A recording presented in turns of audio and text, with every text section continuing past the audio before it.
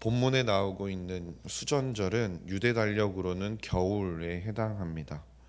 이 수전절이라는 날은 유대인들이 독립을 하고 성전을 되찾아서 재봉헌한 일을 기념하는 절기인데요.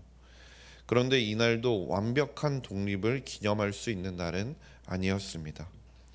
왜냐하면 수전절이라고 해도 그 당시에는 종교적인 활동만 로마인들에게 의해 허락이 된 상태였기 때문입니다. 그래서 수전절은 독립을 기념하기보다 국가로서 완벽한 독립을 꿈꾸면서 메시아의 출현을 기다리고 바라는 날이었다라는 것이죠. 평소에도 메시아가 도래해서 자신들을 구원해 주길 바라던 유대인들이었는데 이 날은 그 마음이 더욱 커지는 날이었다라는 것이죠. 그래서인지 유대인들은 솔로몬 행각을 거닐고 계시는 예수님 주위로 모여들게 됩니다. 그리고 예수님에게 다시 또 질문을 하죠. 24절 말씀에 언제까지나 우리 마음을 의혹하게 하려 하나이까? 라고 말입니다. 그들은 예수님께서 자신이 메시아다라는 공개적이고 분명한 언급을 해주길 원했습니다. 물론 예수님께서 우리가 앞에서 살펴보았듯이 사마리아 여인과 맹인에게 개인적으로는 자신이 메시아라는 것을 밝히시기는 하셨습니다. 그리고 많은 이들이 예수님을 보면서 예수님께서 그리스도이심을 고백하기도 했죠. 그러나 예수님께서 많은 사람들 앞에서, 유대인들 앞에서 공개적으로 자신이 메시아라고 말씀하신 적은 없었다라는 겁니다. 이것은 유대인들이 당시 사용하던 메시아 혹은 그리스도라는 용어가 가지고 있는 의미 때문이기도 했는데요. 유대인들이 사용하던 메시아 혹은 그리스도라는 것은 결국은 군사 지도자 혹은 정치적인 해방자를 뜻했기 때문에 예수님께서는 그들 앞에서 직접적인 언급을 피하셨다라는 겁니다. 그들이 예수님께서 그렇게 말씀을 하셨을 때 오해할 소지가 있기 때문이죠. 또 그것을 바꿔서 생각을 해 보아도요. 만약 예수님께서 공개적으로 자신이 메시아라는 것을 말씀하셨다고 해도 그들이 좋아할 것 같지는 않습니다. 왜냐하면 그들은 이미 자신들의 입맛에 따라 예수님께서 어떤 말씀을 하셨으면 좋겠다라는 그 방향을 이미 결정해 놓고 예수님께 질문하고 있기 때문입니다. 어떤 사람들은 예수님께서 정치적인 행보를 통해 예루살렘에서 로마인들을 몰아내길 원하셨다라는 거죠. 자신들의 입맛에 따라 움직이는 독립을 위한 구심점의 역할을 예수님께서 해주길 원하셨다라는 거죠. 그뿐이 아닙니다. 어떤 사람들 가운데는 예수님께서 직접적으로 신분을 밝히기만 하면 거짓말을 한다고 고소하거나 혹은 그가 신성모독을 한다고 모독행위를 했다고 붙잡으려는 의도를 가지고 있는 사람들도 있었다라는 것이죠. 서로 각자의 목적을 가지고 자신이 정한 방향을 가지고 예수님께서 그렇게 이야기해 주시길 기다리는 그들을 향해서 예수님께서 말씀하시는 겁니다. 25절 말씀에 예수께서 대답하시되 내가 너희에게 말하였으되 믿지 아니하는도다. 내가 내 아버지의 이름으로 행하는 일들이 나를 증거하는 것이거늘이라고 말씀합니다.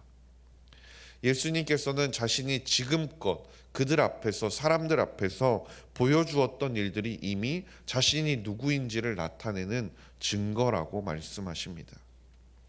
베데스다에서 병자를 고치고 앞을 보지 못하고 태어난 자의 눈을 뜨게 하는 그 일들로 충분할 정도로 예수님께서는 이미 말씀하셨다라는 겁니다.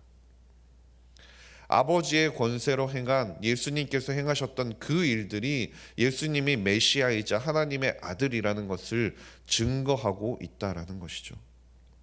그 일들이 어떻게 증거가 되는지도 예수님께서 38절에서 말씀해 주시는데요. 내가 행하거든 나를 믿지 아니할지라도 그 일은 믿으라. 그러면 너희가 아버지께서 내 안에 계시고 내가 아버지 안에 있음을 깨달아 알리라 말씀하십니다. 믿으라. 그러면 깨달아 알리라 라고 말씀하신 겁니다. 예수님을 믿으면, 예수가 그리스도이심을 믿으면 예수님께서 보여주신 그 행위들을 통해 그분이 어떤 분이신지, 하나님이 어떤 분이신지 깨달아 알게 된다라는 겁니다. 예수님을 믿고 예수님께서 하신 말씀이 행하신 일들이 결국 확실한 증거가 된다라는 것이죠. 그런데 유대인들은 어떤 모습을 보였습니까? 그들은 받아들이기를 거부했다라는 겁니다. 그들은 입으로는 믿는다라고, 예수님을 믿는다라고 말은 하고 있으면서도 깨닫지 못했습니다. 그들은 다른 사람들에게 보여지는 종교적인 행위에만 몰두해 있었기 때문입니다. 예수님께서 행하신 그 일들, 예수님께서 사람들 앞에 보여주신 그 이적과 기적들을 보았으면서도, 그분이 전하신 말씀을 그 옆에서 계속해서 들었으면서도 믿지 못하고 신성모독이라고 말하기 바쁜 그들을 향해 결국 예수님께서는 뭐라고 말씀하십니다. 그들이 결국은 예수님의 양이 아니라는 사실을 스스로 증명하고 있다라고 말씀하시는 것이죠. 26절에서도 이렇게 말씀합니다. 너희가 내 양이 아니므로 믿지 아니하는도다 라고 말씀이죠. 그들은 왜 들으면서도 믿지 못했을까요? 보았으면서도 왜 그들은 예수님께서 하나님의 아들이시고 그리스도이심을 깨닫지 못했던 것일까요? 사도행전 10장 13절과 14절 말씀을 보시면요, 하나님께서 베드로에게 직접 말씀을 하시는 장면이 나옵니다.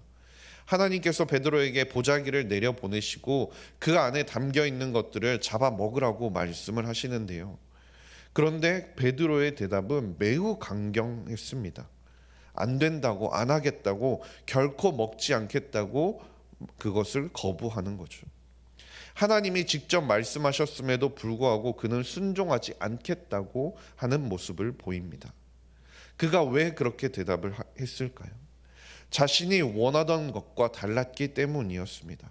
자신이 생각하는 것과, 자신이 가지고 있던 생각과 하나님께서 나에게 명령하시는 것이 다르기 때문에 그것을 거부하는 모습을 보여주었던 것이 바로 베드로에게도 보여주었던 것이죠.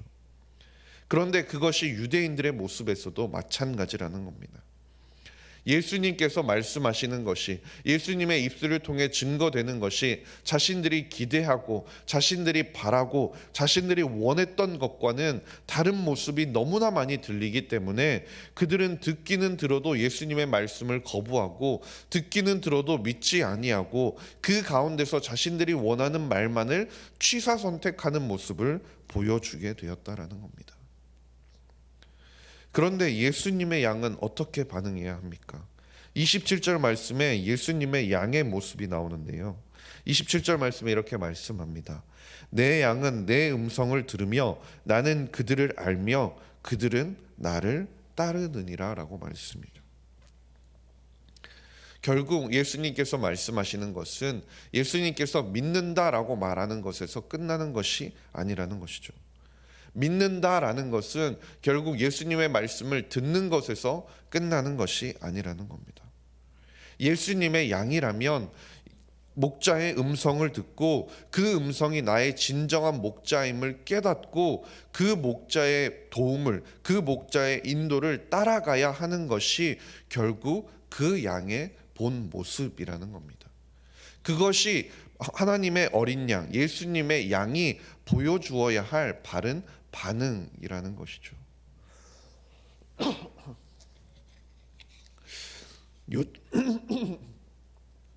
요즘 뉴스를 보면 세계 곳곳에서 아직도 전쟁이 멈추지 않고 있는 것을 볼 수 있습니다. 기근과 재난이 끊이지 않는 것을 볼 수 있습니다. 변화는 이제 우리가 따라잡을 수 없을 만큼 빠르게 일어나고, 그 가운데서 우리가 어떤 선택을 하고 어디로 가야 옳은 방향인지조차 알 수 없는 상황 가운데 놓여 있는 것이 우리의 현실이라는 겁니다. 그렇기 때문에 우리의 이 상황 가운데서 우리에게 더욱더 필요한 것이 무엇이냐면, 우리를 바르고 안전한 길로 인도해 줄 목자가 필요하다라는 것이죠. 이런 때일수록 선한 목자이신 예수 그리스도가 우리에게 더욱더 필요하다라는 겁니다.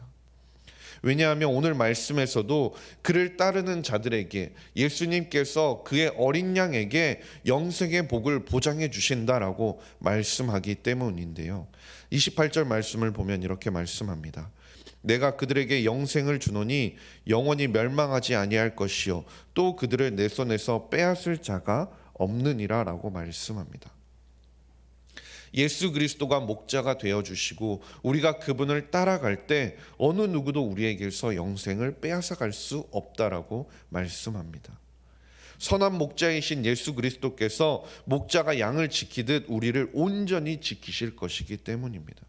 그리고 예수 그리스도께서 그렇게 지켜주신다라는 것은, 예수 그리스도께서 어린 양인 우리를 지키신다라는 것은 예수 그리스도의 보증이 아닌 결국 하나님의 완전한 능력을 통해 보장된다라는 것이죠.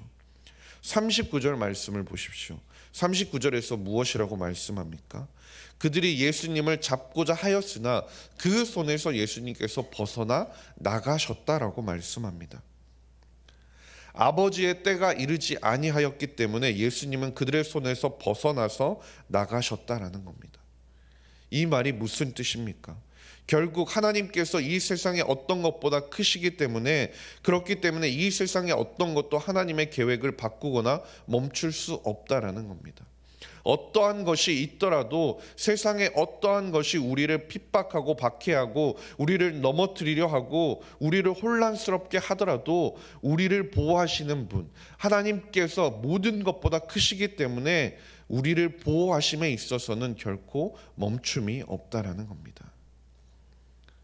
우리가 이 땅을 살아가는 데 있어서 우리를 보호하는 것은 우리가 강해서도, 우리가 지혜로워서도, 우리가 대비를 잘해서가 아니라는 거죠. 오직 하나님의 능력을 통해서, 하나님의 보증하심을 통해서 예수 그리스도께서 우리를 보호하시고 우리를 이끌어 가시고 계시기 때문이라는 겁니다. 그렇기 때문에 양의 모습, 그 양의 모습이 어떤 모습이 되어야 합니까?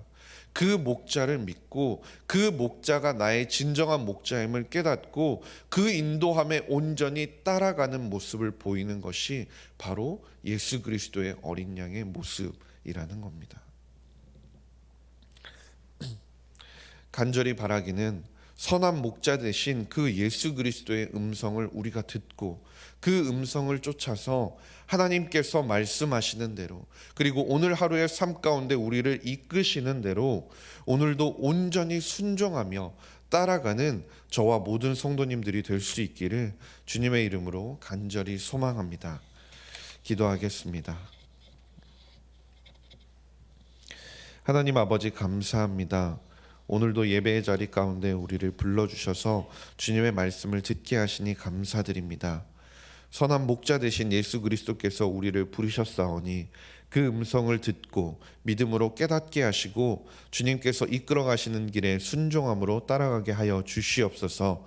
주님의 말씀을 나의 생각과 계획으로 선택하지 않게 하시고 어떤 순간에도 아멘으로 반응하며 나아가는 저와 모든 성도님들이 되게 하여 주시옵소서.